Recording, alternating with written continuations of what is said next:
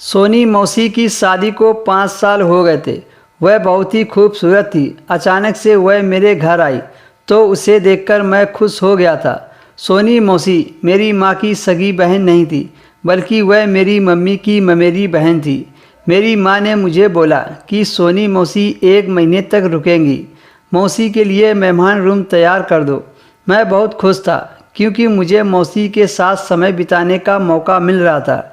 मैंने सोनी मौसी के लिए गेस्ट रूम की सफाई कर दी। मौसी के साथ रहते रहते लगभग 15 दिन बीत गए थे। एक दिन मैंने मौसी से बातों ही बातों में पूछ लिया, आपकी शादी को 3 साल हो गए हैं, आपने अभी तक बच्चों के बारे में क्यों नहीं सोचा?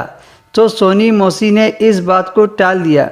अब मौसी खाली समय में मुझसे ही बातें करती रहती हैं, क्योंकि मेरी मम्मी टीचर की नौकरी करती थी। आज मम्मी को गांव जाना था, इसलिए वह मुझसे बोली, अपनी मौसी का ध्यान रखना।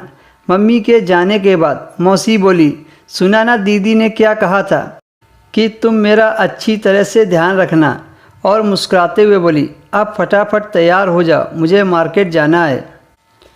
फिर हम दोनों बाइक पर बैठ गए। सोनी मौसी ने अपना हाथ मेरे कंधे पर रख लिया। कुछ ही देर में हम मार्केट पहुंच गए। वहां जाकर मौसी ने काफ़ी सारी शॉपिंग की। शॉपिंग करने के बाद हम घर आ रहे थे तो मौसी ने एक लेडीज़ शॉप पर बाइक रुकवाई और अंदर चली गई।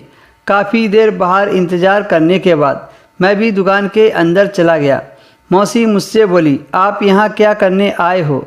तो मैंने कहा कि मुझे बाहर अच्छा नहीं लग रहा था। फिर मौसी ने मेरे सामने ही कपड़े लिए।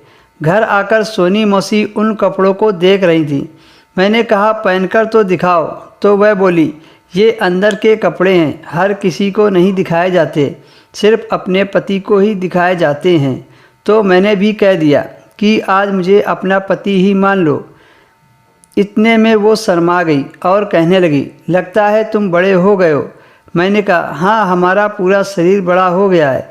मौसी ने कहा, अगर तुम्हारी मम्मी को पता चला तो मुझे घर से बाहर निकाल देंगी और मुझे बेइज्जत करेंगी, वो अलग।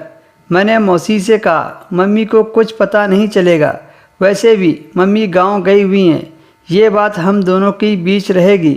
मौसी ने कहा, ठीक है, और फिर उन्होंने मुझे पहनकर दिखा दिया।